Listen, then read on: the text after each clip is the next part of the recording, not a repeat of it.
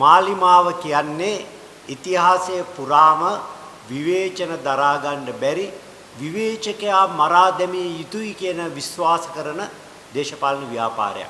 අපිට මතකයි 1987-89 භීෂණ සමයේ තමන්ට එරෙහිව කටයුතු කළ අන් අය දිහා මේ මාලිමාවේ නායකයෝ එදා බලපු හැටි.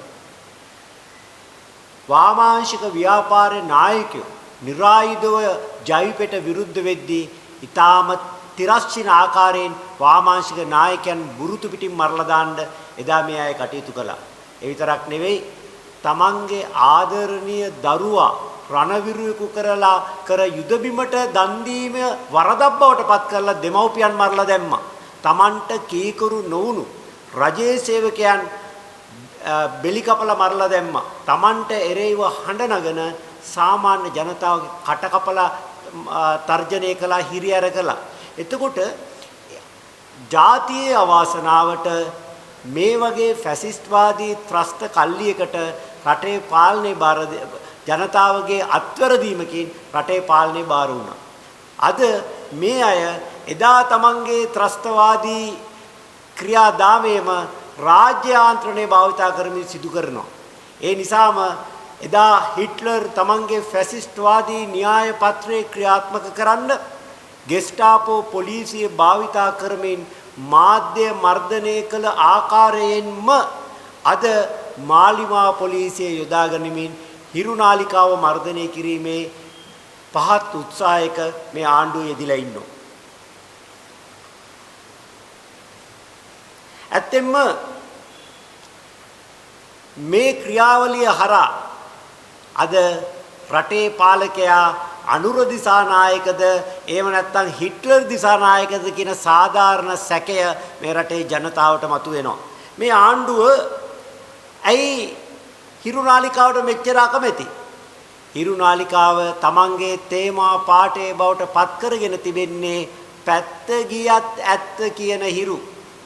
ඇත්ත ඇති සැටියෙන් කියන නිසා ආණ්ඩුවේ තර්ජන ගර්ජන අපහාස අවලාදව ඉදිරියේ නොසලී තමන්ගේ මාධ්‍යමේවර ඉටු කරන නිසා මේ ආණ්ඩුවේ ත්‍රස්තවාදී ඉතිහාසයේ ෆැසිස්ට්වාදී ක්‍රියාකාරකම් පිළිබඳ තමන්ගේ මතකයන් නිසා සමහර මාධ්‍ය ආයතන හිරිවැටිලා තමන්ගේ මාධ්‍ය ආයතන වලට සුවන් අගුළු දාගෙන ආණ්ඩුවට කඩේ යන ස්ථාවරයකට යද්දී ජනතාවගේ පැත්තේ හිටගනිමින් හිරු අභීතව කටයුතු කරන නිසා ඇත්තෙන්ම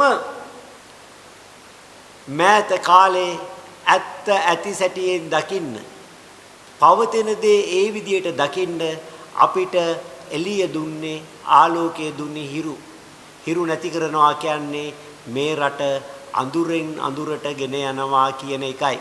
ඒ නිසා මේ මාලිමා ආණ්ඩුවේ මාධ්‍ය මර්ධනයට එරෙහිව සමස්ත ජාතියම සියලු වාද ભેද පසක තබා සමගිව නැගී සිටීමට දැන් කාලය එළඹ තිබෙනවා.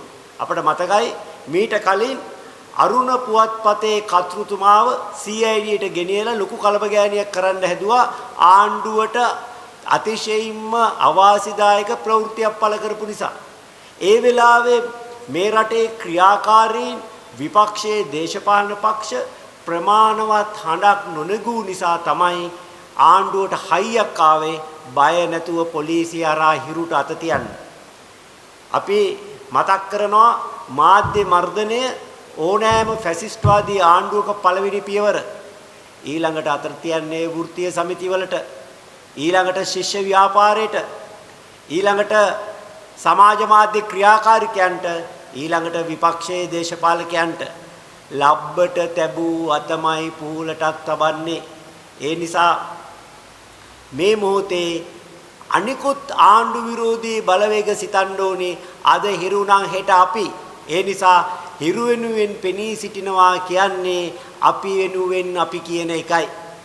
මේ සම්බන්ධයෙන් හොඳම ලෝකයේ සුප්‍රකටම කවිය ලිව්වේ මාටින් නියුමල පියතුමා. සියලුම ජනමාධ්‍ය ආයතන වලට සමාජ ක්‍රියාකාරීන්ට වගේම විපක්ෂයේ දේශපාලකයන්ට ඒ කවිය සිහිපත් කිරීමට මෙතරම් සුදුසු වෙලාවක් තවත් නැහැ. මාටින් නියමුල පියතුමා කියනවා ෆැසිස්ට් වාදීන් මුලින්ම සොයා ආවේ සමාජවාදීන්ය.